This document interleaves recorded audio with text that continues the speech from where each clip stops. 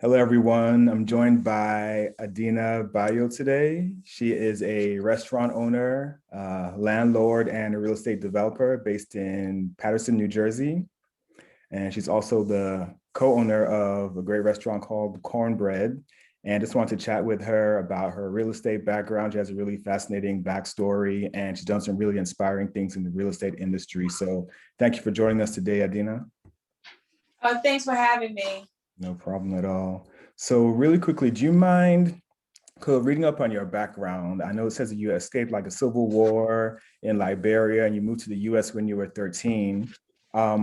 What ways do you think that experience, I guess, molded you into the person that you are today? Hmm, Everything.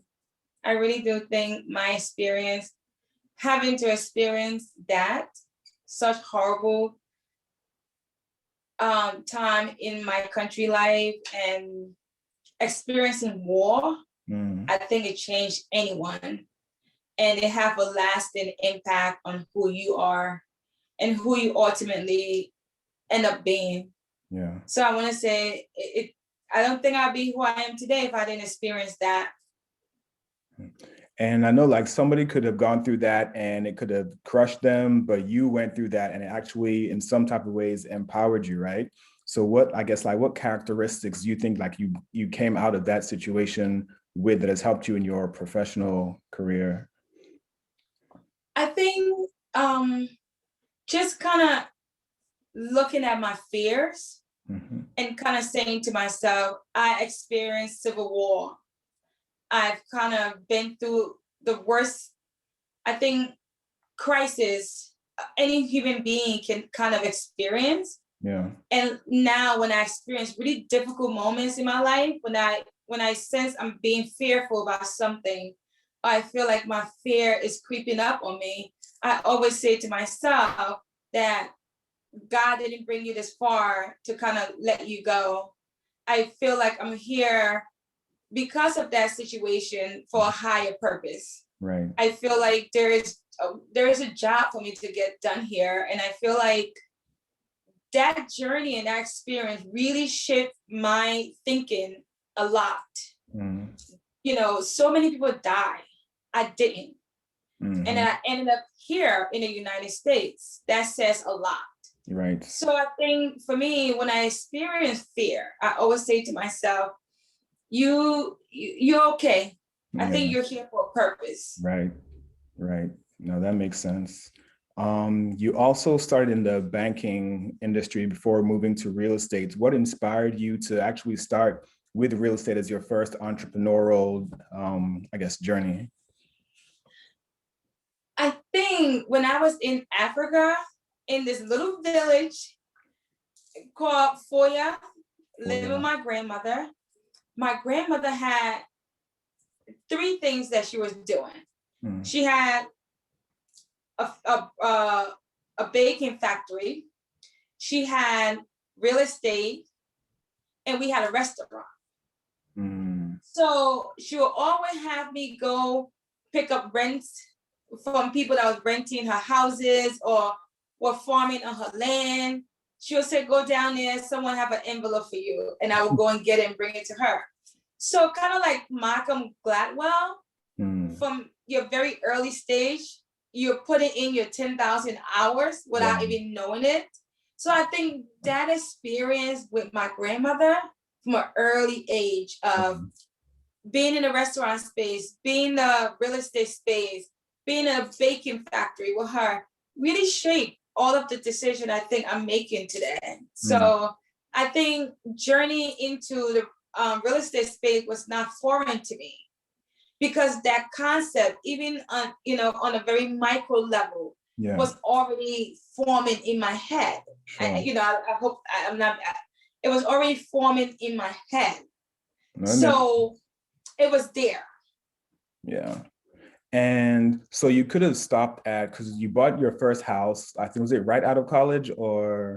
Yeah, I think I was Okay, 22, 21, 22. something like that. So you got Something like young. Yeah.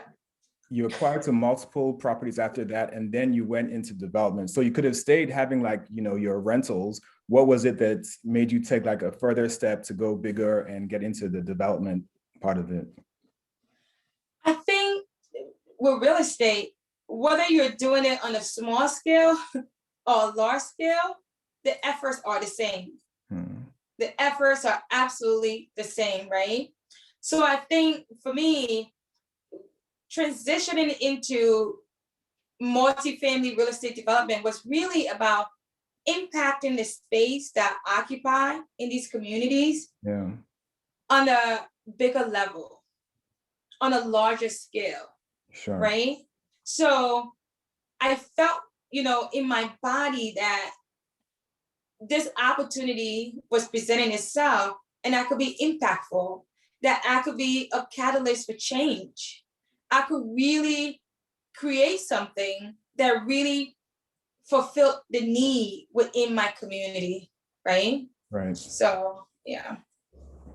And speaking of community, like you're clearly involved in the community and you're interested in economic development in the community that you're in there. Could you speak to, I guess, your thoughts on why it's important to develop those that are around you and, develop your immediate community?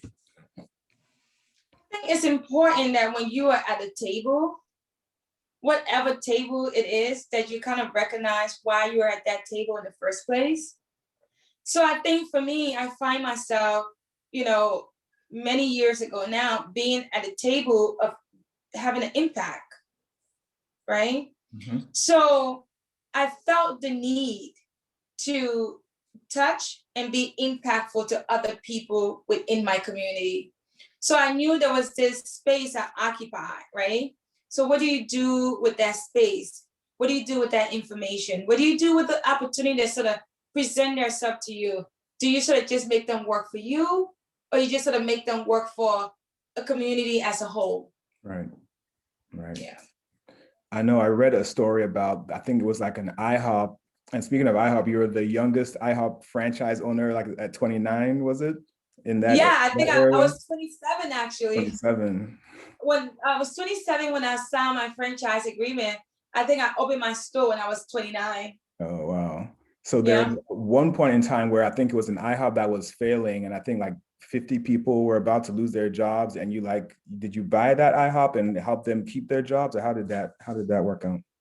Yeah, I'm from Newark, New Jersey. So the first urban IHOP was really built in Newark on Bergen Street. And my other IHOP is literally about 2 or 3 miles away from that IHOP. So that IHOP was experiencing some difficulty, not so good customer service and things like that. And they were going to close it. The owner was looking to sell it. He was having a really hard time. So it wasn't a good purchase at the time, but the history behind that, the impact it was going to have, people losing their job, having an IHOP close in an urban community, another thing, here go, I felt that if I could make that purchase, my purchase was going to make a difference. Sure. It was going to impact someone's life. It was going to impact someone being able to have a job. It was going to impact the community having somewhere to go. Yeah. So that decision for me was a hard purchase, but the decision was easy, because I think when you know your why, the rest is easy. Right. No, that's great. Now moving on to cornbread. So my wife is actually a picky eater, but I mentioned that I was speaking to you and she's like, oh, she loves cornbread. I was like, wow, okay, your food must be doing something right. Oh, well, I said, thank you. Thank you. I will indeed. So speaking of cornbread now, okay, how did you come about the concept for that idea? I think you have a partner who's in the restaurant industry. No, actually, my partner is not in the restaurant industry. She runs daycare, but she is this amazing woman that has so much love and so much. When she cooks, her love comes through her food. It's just a passion for her. Wow. Yeah. Wow. No, that's amazing. And how is like COVID now? Like a lot of the brick and mortar places are having like some trouble. Either they've shut down or they're struggling in some sort of way. like what ways have you identified to kind of navigate those challenges? I think you have to bring it back to community. I think you hear a certain theme about community, right? I think for me, if you occupy space, you have to care so deeply about what happened to the people of that space. Right. So when COVID happened, restaurants shut down, we were losing money, and it was a very hard time for me. It was a hard time for me. And I just started thinking, if this is a hard time for me, what is it like for my employees that have no job, loss of income, kids are out of school, and everyone is just waiting, not knowing what's going to happen. So the first couple of weeks was difficult. And I said to myself, I'm going to pay my employees at least for a month. This is before PPP came out. Wow. This is before anything came out. I said, you know what?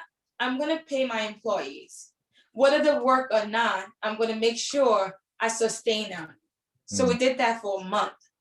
And it was difficult. And what I learned in that time was, with my 3 restaurants, I was literally 3 pay cycle away from being bankrupt. Because after I took my last little saving and everything, pay my employees, I was on the margins, right? Then I started thinking, what else can I do to support my community in all of this? So we started giving out free pancakes. We started giving out free pancakes from 10 to 12. And then we started giving out lunches to kids that were in school, but now out of school. And I typically wouldn't have the opportunity to have a meal because those stories are real. Yeah. So we started serving, lunches to kids. And on the Cornbread side, we started serving dinners as well. So when I started doing that, I felt a shift in my thinking, in my being. It went from woe is me to being in a space of gratitude, of all of the abundance that I had that allow me to be, to affect change in other people's lives. Sure. And although it was very, very difficult, but I wouldn't change anything about it because after all of that, I had members of my team thanking me, community members, and it just felt like when things get hard, it's very easy to sort of just kind of just get down on yourself. Yeah. But it's very important to stop, not think so much about your problem, but think about other people that are going through a similar situation, but have it worse than you do. Right. No, that makes perfect sense. Another thing I wanted to ask was, because obviously you're balancing real estate portfolio, now a restaurant chain portfolio, like how do you, and you're a mother, and how do you balance like family and business? Like, is it delegation, outsourcing? Are you just like amazing at multitasking? Like what is the secret to making this empire work? I think you have to delegate. I think you have to hire the right people and let them do their job. And I also do believe you have to take care of yourself. I'm up 4:30 every morning. Wow. And the first 2 hours of my day is devoted to me. So from 4:30 to 6:30, I'm working out. I'm working out, I'm meditating, I'm reading. That first 2 hours is mine. And then at 6:30, the kids are up. Kids are up, hubby is going, we all getting out of the house. Yeah. But by the time they're up, I'm on cloud 9 because I've already done all of the things I needed for me. I put myself first, literally put myself first every morning. I get up, I do some crazy, amazing workout, put my body to vigorous, whatever. And I'm ready for the day. I'm ready to be a service to other people now. Because I can't be a service to anyone if I don't take care of myself. Yeah. And I think oftentimes, and I hear women going through this all of the time, you gotta carve out the time for yourself. You really do. You have to be selfish in that sense that you need to really carve out the time for yourself. Yeah. That's the only way this works. So I love my kids. I love my staff. I love everything about this life. And I want to be there for everyone. I want to be very,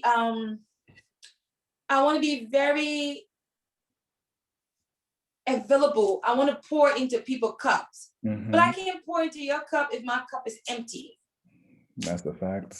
That's a fact. Yeah. So I guess, and lastly, what advice do you have for someone who is an entrepreneur? They're going through some, challenging times right now. What advice do you have for them? It will all work out. It will all work out. Everything usually works out. Yeah. As long as you believe that and you don't give up, you'll be fine. It will be fine. Mindset matters. Yes. Mind over matter. Be grateful, be thankful for seeing another day. And when fear creep up, stand up to it. I always say fear is false evidence appearing to be real. That's what fear is. So yeah. I just think that we work ourselves up, but stand up for yourself and understand things always work out in the end for you. No, that's great. That's great advice. Thank you so much for your time. And anyone who wants to come by and enjoy some delicious food, where can they go? Right now we have IHOP IHOP in Irvington, Newark, Patterson. Another one coming downtown Newark. We have Cornbread in Maplewood, Cornbread downtown Newark. We have a couple of things coming down the pipeline. And I want to thank all of the people that have supported me, that have believed in me, that have, done anything for me. I want to say thank you because I think it's important for all of the people, even to your wife, for even knowing what cornbread is. Right. I want to thank them because it's important for me for people to understand that I'm grateful. No, that's great. I want to thank you for your time and, best of luck with all your projects. Thank you so much. Thank you. Take care. Bye. Bye-bye.